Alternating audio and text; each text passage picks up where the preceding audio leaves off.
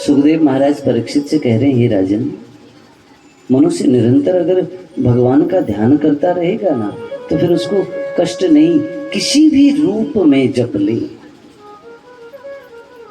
कर्मणा कर्म निहारो,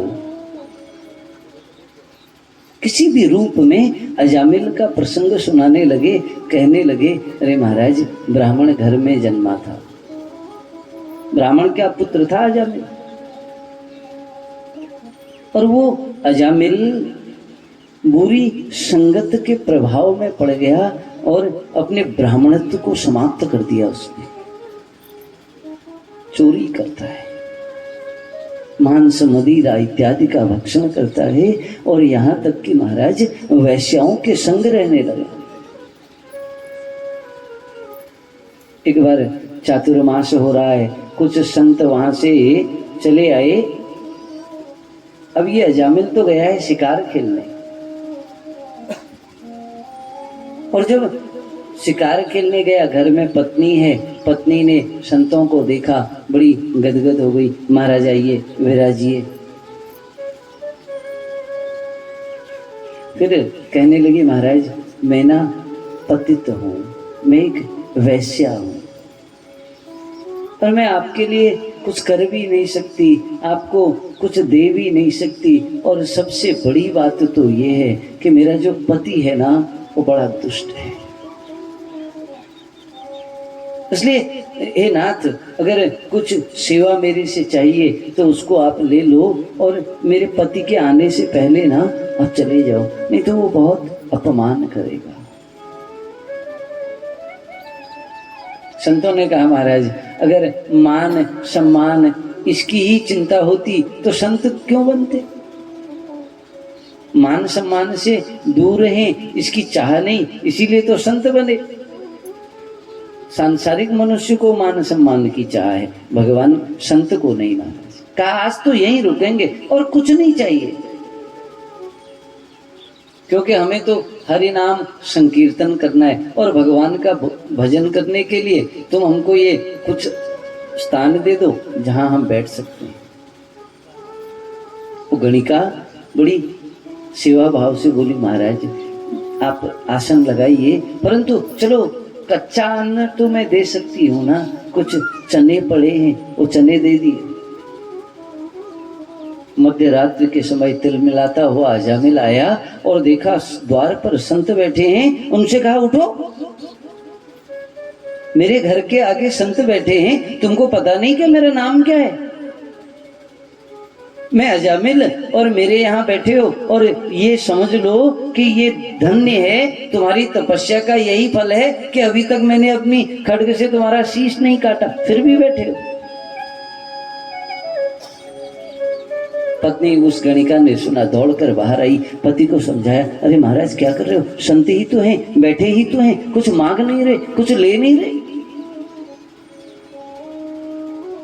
तो शांत हुआ, चलो कुछ नहीं ले रहे, वो बात अलग है, परंतु एक बार खबरदार इनको बोल दो, जैसे ही सूर्योदय होगा ना तो यहाँ से सीधे चले जाना, अन्यथा मेरा क्रोध क्या करे उसका भरोसा नहीं है।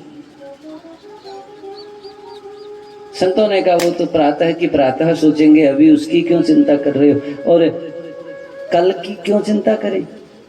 मध्य रात्रि में सो गए, प्रातः हुई, संतों ने संध्या वंदन किया, नारायण नारायण, अरे पुत्र अजामिल उठो,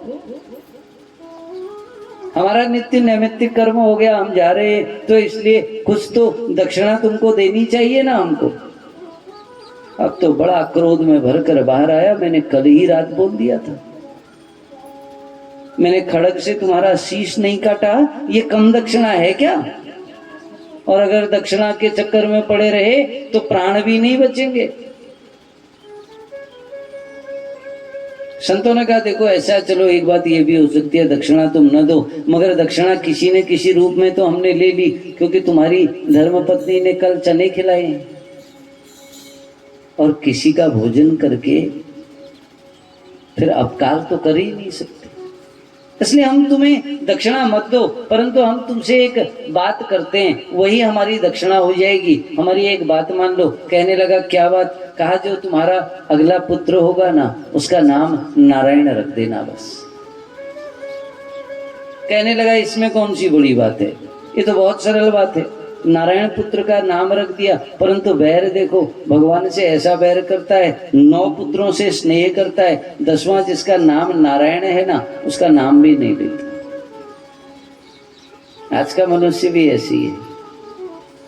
किसी का हम नामकरण में जब कभी जाते हैं, अगर हमने उसका नाम गोविंद रख दिया, अरे पंडित जी ये कौन सा पुराना नाम रख दिया महाराज, आजकल के नाम रखो।